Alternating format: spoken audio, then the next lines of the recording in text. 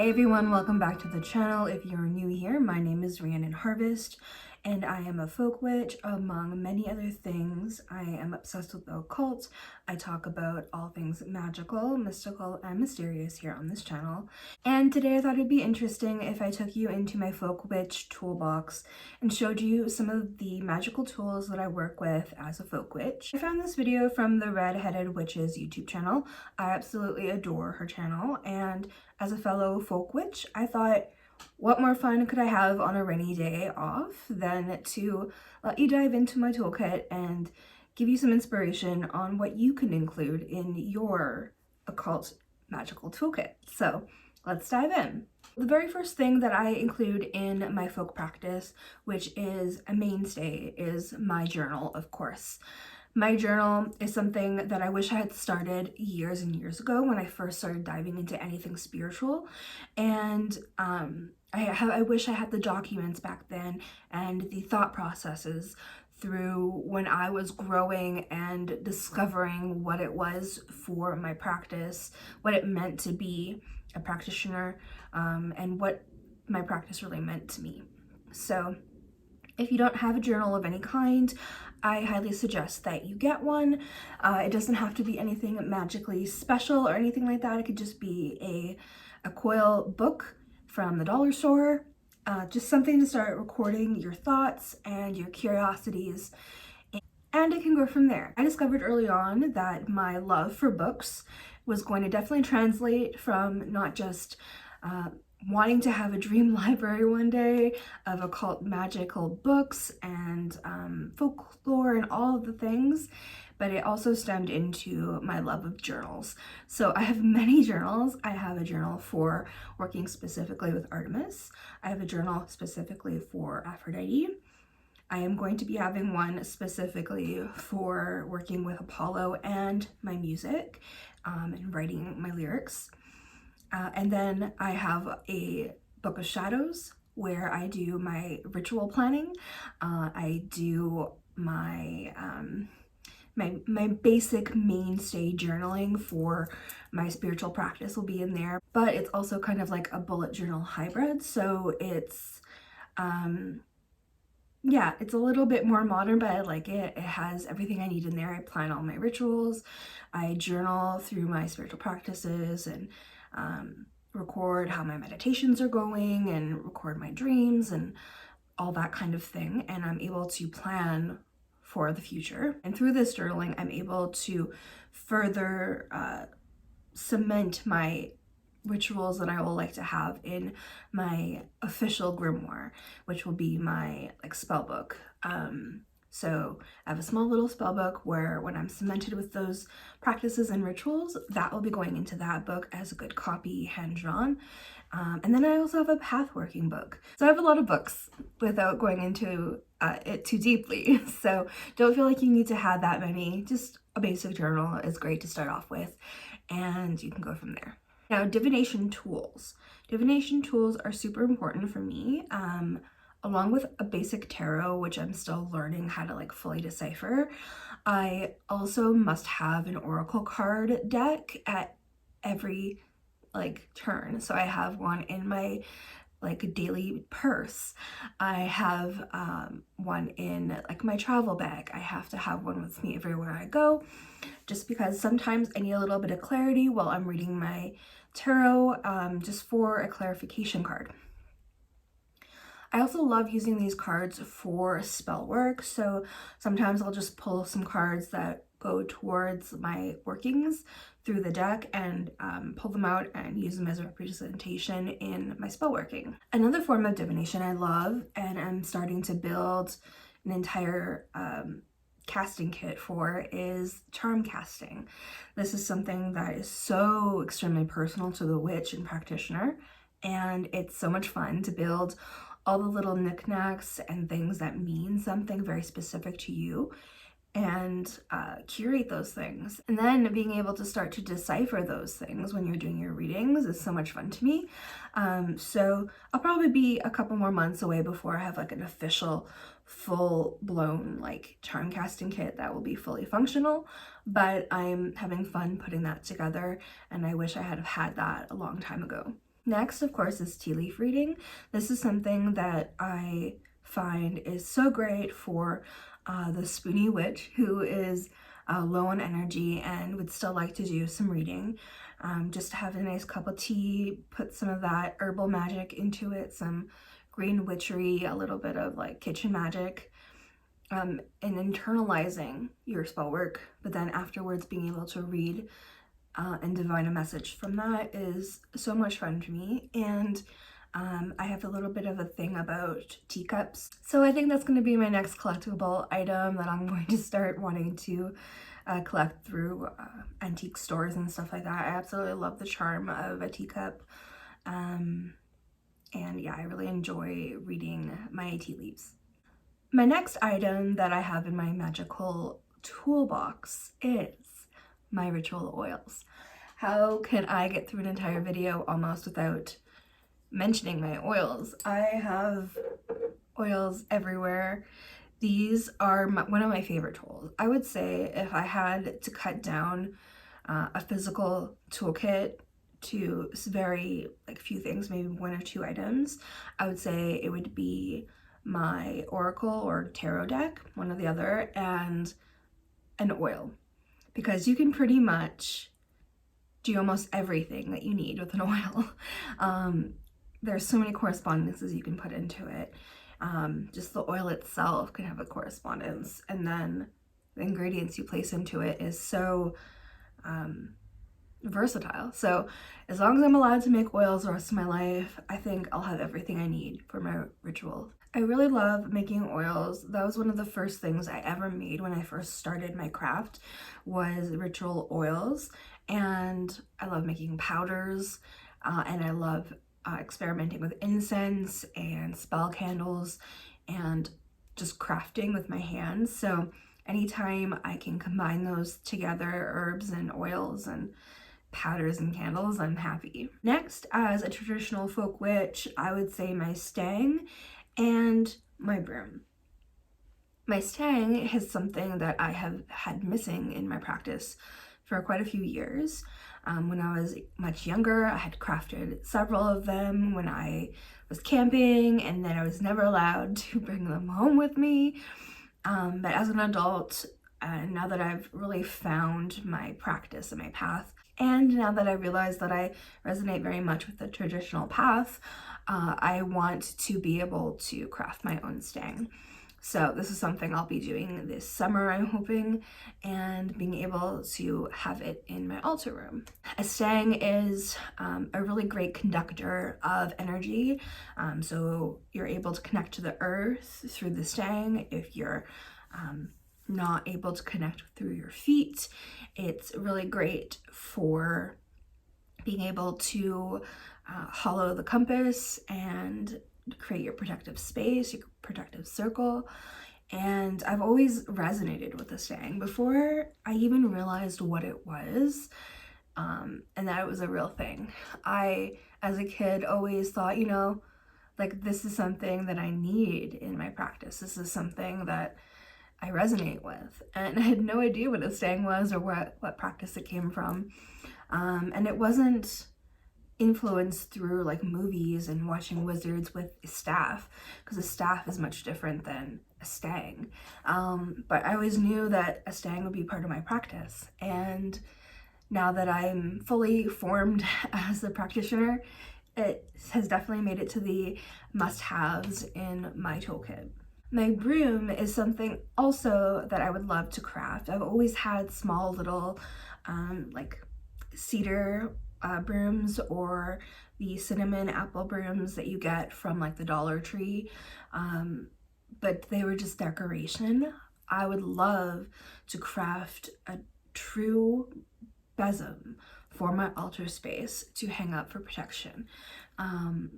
So this is something I have definitely more than enough inspiration for, as you can see. So that's something I'm also hoping I'm going to be able to start crafting for this October. I'm going to hold out for that very close to my heart, because that's something that I definitely want to craft. So if nothing else that I do this October, if I can craft my besom and my stang, I'll be a happy little witch. The next thing that is a must is my altar. Now, you don't need to have an altar as a practitioner, but for me, I need to have a home base. I feel as a person, I'm very much, if I don't have a specific space, I am very scattered. If I don't have a place to keep all of my specific items that I need, I'll be running around the house. I don't know where anything is. And then also things aren't treated in the same dignity in my mindset that they should be. Like a reserved space for them is super important. And then having like just a space that is my own. Being around people all the time, it's very draining for me, and being able to have a sacred space that is mine alone is pivotal for me to be able to have a mental health that is healthy. But if I didn't have my beautiful desk that I have now, or if I didn't have those beautiful hutches that I dream of, and all I had was a kitchen table and a back craft room, I'd be more than happy. I love working off just like a wide open space. I like to spread out my practice. I like to be able to have my book open and all of my stuff all over the place. So the more space, the better. I'd be totally happy with just a kitchen table. The next tool that I must have in my practice are keys. Keys are pivotal for me to be able to open specific doorways in my mind palace, as well as through my heritage. Irish and Scottish practitioners used to use keys in many different practices, and that's a whole different video I can dive into. But keys are a huge representation for me that I must have. So I will always have one in one of my toolkits. Next thing that I must have in my toolkit, which is actually quite funny because I actually made a video a few years ago about how much I didn't like this specific tool and a few others, is my wand. And this is the exact wand. So we are allowed to grow as practitioners. It's totally fine. I reserve the right to always be able to grow and change my opinion on things. Now I don't use this for casting a circle. That is what my stang is for. Which I never used to do either. I never used to cast a circle. But this I use for when I'm working with my servitors specifically. So when I'm calling them in, I write their name with my wand along with their specific code that I need to practice and speak and act out. And when I am putting them away, I also use the same. So this is specifically for my servitors at this moment, for when I'm directing energy into the servitor, for when I'm making adjustments on them as well. So I found a use for my beautiful oak wand, which I do love aesthetically, and it's starting to connect to me. I may not use it for spell work specifically, but I will use it for crafting and working with my servitors. Now my next item is yarn, specifically red thread or red yarn. Red is something, like a red yarn is something that was used in Scottish folklore and practice when it was suspected that someone was like hit with the evil eye, and there was some type of threat. If either they fell sick, the crops were dying, any number of things, people would tie red thread to the afflicted area, and the red thread would be thought to absorb the afflicted energies that are causing the unwanted like happenings. And when the folks had thought the threat had passed, they would cut it up, take it down, cut it up, and bury it. And it would be thought that the situation or the energy that was unwanted would be destroyed. This is an item I use all the time. I use it for knot magic. I use it for tying up my spell bundles or my poppets. I use thread for braiding. I use it for crafting small charms, and I have been known to wear a piece of thread here and there, and people would ask at work and I'm like, I just think it's pretty. But deep down, it's something that's helping me either fortify my aura, or it's helping me go through a certain emotional state, or it's helping me ward off an evil eye, all those kind of things. Last but not least is my mortar and pestle. This is a tool. This is probably the first or the second item that I ever bought in my practice. I'm pretty sure I bought my mortar and pestle and my cauldron at the same time, but it's one of the first tools that I ever bought for myself. And this is something I must have, especially as a witch who loves to work with herbs, powders, and oils. I need to be able to crush up and grind my herbs to be able to create my concoctions. And without that, it would make my job very, very difficult. So I love having it for just practicality, but I specifically love having a mortar and pestle to be able to channel through to the herbs as I'm grinding them up. So this is something that I love. There's just something old worldly about a mortar and pestle that I love so very much. I would also start collecting those very, very easily if my space allowed. Especially as a witch who would love to get more into like the herbalism side of things eventually and being able to become a full-fledged herbalist.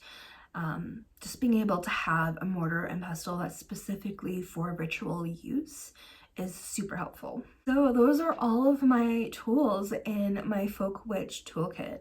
I hope you enjoyed, and I hope it brought you some inspiration. I hope that you share with me down in the comments below some of the items you hold in your practices toolkit. And yeah, that's the video for this week, my loves. I hope you enjoyed it so much. I will see you all in a video very, very soon.